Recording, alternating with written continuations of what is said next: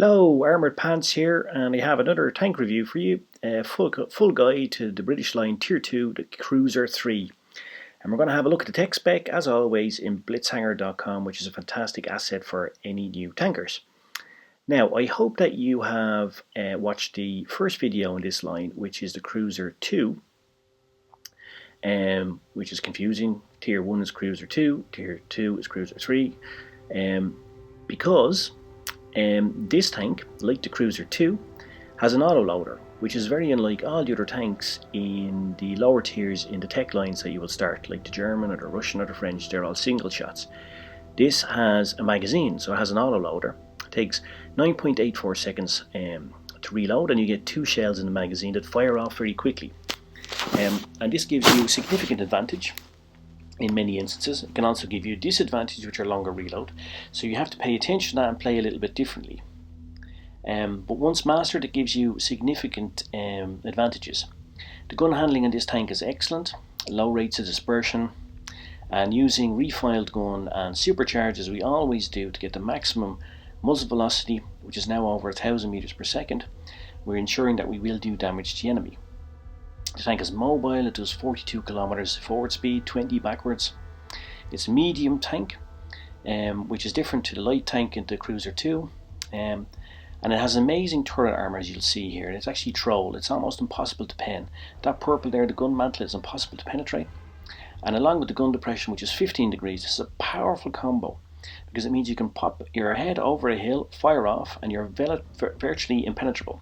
And this is called a hold down technique, and this is a hold down tank. In other words, you keep the hull down, you keep the hull hidden, you just pop over your turret, use the amazing 15 degrees of gun depression to fire off rounds, and you're not taking any damage, and you're doing significant damage. This is a fantastic tank to learn that tactic, that hold down tactic, which you can use all the way up through the British line, right up to the higher tiers. So learn it here with this tank, and it will keep you in good stead all the way up to the higher tiers. It's really fantastic. Now here we're looking at the angle in the top picture compared to the bottom picture, and you'll see that it's more orange. And why is that? Well, because the armor's at an angle. This is called angling. When you put the armor at an angle like that, it's more difficult to penetrate, so bear that in mind. Don't be front onto the enemy if you can. Move at a slight angle, makes it much more difficult to penetrate. Again, the key factors are, this is a medium tank, 15 degrees of gun depression, auto loader, so pay attention to that during the game. And also pay attention to the map tactics here, because this is a map, Mirage, that you're going to play on a lot. And you can use the tactics employed here in this game that I play, regardless of what tank you play, at what tier, when you're playing on this map. Now, I said this is a medium tank, and the previous tank is a light tank. What's the difference? Well, in terms of speed, the gun, all of that, it's pretty much the same. However, what's mainly different is the camouflage mechanics. Light tanks have better camouflage numbers, which means it's more difficult for them to be seen by the enemy. Plus, their camouflage is active when they're moving. The medium tank, that's not the case. So you need to be a bit more careful when you're moving around the map, because you will be spotted more easily than you would be in the light tank. Now, I'm moving up to a position here which is brilliant for spotting. I'm going to come up to this hill, I'm going to use this soft cover to bush here, and because I'm in the middle of the map I can see both sides, and I should be able to spot up the enemy. And you can see here I got a banner, a ribbon for saying that I spotted up the enemy, and because of this amazing gun depression I can fire over the hill and put some damage into that light Vic, and I receive no damage myself. So this is what I mean about spotting up, and this is what I mean about gun depression. You saw both of those things in action there. You're also going to see, as I move forward on this light Vic, that I move into a position in a couple of minutes, actually about 30 seconds, where I use this small hill at the bottom of this rock to hide my hull, only expose my turret, use the gun depression to fire over the hill, and even though the light Vic unloads a full mag into me, the turret bounces his shots, because that's all he can see. He can't see the more vulnerable lower part of the tank, and he doesn't do any damage to me whatsoever, and I do a full load of damage to him. Now, I take a little bit of damage there, but I decide to ram him to death because he's on low HP, and I can also hit him in the back, which is his most vulnerable part, and I can do that with the strongest part of my tank, which is the front. And here's another tip for you to watch out for. Look at this. I'm just going to fire through the space here, and I'm going to put in almost 60 damage into him, firing through the gaps. You don't always have to see the full aspect of the enemy tank. And you can see that I fired through the gap there, and of course it's almost impossible for him to do damage to me. I can just put damage into him, and also takes him completely by surprise because he can't even see me. So that's another thing to remember. Look on maps like this for gaps through which you can fire, as I did there. It's a perfect way to kind of ambush the enemy. And when you see trains on any maps or buildings with gaps between them, or for example raised elevated buildings on stilts or anything like that, you can fire underneath them through gaps, etc. So always look out for those, because other players who are just starting or inexperienced won't be looking for them, and you'll have a significant advantage. Here I'm going to pop up here. Now I want you to watch out for something else here. I always say that stopping is dropping. What I mean by that is that if you're not moving, you're an easy target for the enemy. You see that? Enemy shell hit the sand exactly where I was positioned. If I had stopped there, sat around, I would have taken some damage. I don't know who fired that round, but I would have taken 50, 60, maybe more damage. But because I moved, I didn't take any damage. Again, you see me moving down the hill there. I actually showed the top of my turret, the most difficult part of the tank, to pen, and I bounced another shot. So this is why I say stopping is dropping. Don't stop, guys and girls. Keep moving around. Never make yourself an easy target. Of course you're going to take some damage in games, as I did there, but by moving backwards and forwards, up and down, you take the minimum amount of damage, and you can also put in the most amount of damage on the enemy. Never make an easy target for the enemy. Now here, autoloader. What I did was I double tapped on the shell icon to reload the mag, even though I still had one shell in the magazine. Why did I do that? Because I didn't have a shot. I didn't want to fire off a round and waste a shell. So by double tapping on the shell icon, I actually reload fully, and it's a great tip for an autoloader, and this applies to all tanks with an autoloader.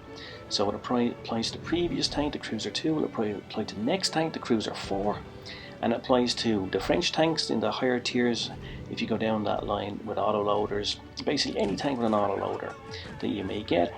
The AMX series has a lot of autoloaders in it. You will be able to use that skill, so practice it in this tank. What you do is you open the ammo selector and double click on the shell icon, and it reloads. There's only 2 shells in this magazine, but later on when you're playing other tanks, etc., you'll see that some of them have 5, 6 shells.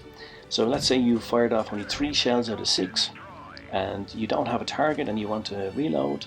Well, inexperienced players would fire off to 3 shots, but that wastes 2 shells. It also gives away your position. When you fire, you give away your position to the enemy, you break your camo. So if you just double tap on the shell icon, you will reload automatically without wasting shells, without firing, and without giving away your position. So bear that in mind, guys. Important lesson for autoloaders. Now here, this is brawling. What I'm doing is I'm turning so that the front of my tank is always facing him, and he's made the classic mistake of putting his side and his back onto me, and that just allows me to put rounds into him, and I know that mine are going to hit him, and his, while they may hit me or they may not hit me, he's got to try to pen the most difficult part of my tank, the front and the turret. Again, take my time. Aiming is maiming. Again, an important lesson. Take your time, let the targeter center and settle down on the enemy, and then fire off your shots. Make sure that you do that damage. Pop out here, and I put 2 more rounds into him. Get a nice alpha roll up here of 60. And then my compatriot in the steward takes him out. We actually did all the kills between us, 4 and 3 kills between us. I got a mastery badge, as you can see, not just for the damage I did, because or the kills, because actually he finished higher than me in this game, and I'm going to give him a thumbs up for that. And I'm also going to give a thumbs up to the BT7 as a worthy opponent, and that's what you should do, guys. You know, we're all friends here, it's just a game, so you should reward the enemy when they play well, and also reward your teammates if they help you win. And he helped me get a mastery badge. Remember, mastery badges are not just about the damage that you do, they're also about your movement and the activities that you do in the game to get XP. Because mastery badges reward an XP, not damage or kills. So sometimes guys kill 7 tanks and they don't get a mastery badge. Sometimes guys kill 2 and they get a mastery badge. An XP is awarded for spotting, for movement around the map, for assisting to allies, for helping your allies kill, etc, etc. Lots of activities, and that's what got me the mastery badge there. And the mastery badge, as we know, is that in the last 7 days you get a higher XP than 99% of other players. So it really is a great award to get, and if you get one, it shows that you're really getting skills in the game. Now let's have a quick recap of the key points of this great tank, this great medium tank in tier 2. So this is a fantastic medium tank. It's really a tank that you're going to learn in and learn a lot.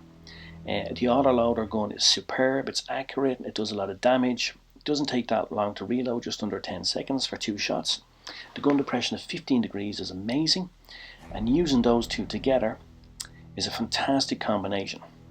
The turret is troll.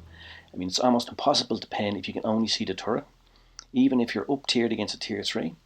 So use that gun depression with the turret to maximum effect. Go to hills, pop just your turret over, put shots into the enemy. This is a hold down technique. Practice that, because this is something that will help you in all tanks, in all tiers, across all tech lines throughout the game. This is an agile, terrain friendly tank, as we said, 42 kilometers going forward, 20 in reverse. And now the Cruiser 4 is next. There's a full guide in this channel, but there's no rush to get there. As I keep saying, the most stupid mistake you can make in this game is thinking that it's a race to the top tiers. It's not. Get good in the lower tiers, get good particular tanks, and then move on. Play 50, 100 or 150 games in this tank, and then move on to the next when you've got all the skills and know how to play, and you're not out of your comfort zone, and you'll much more enjoy the game, and you'll be far more successful, and you'll kill far more reds. Okay, take it easy. Cheers, Mush. Hope you enjoyed it. Take it easy now. Cheers, cheers. Boys, boys.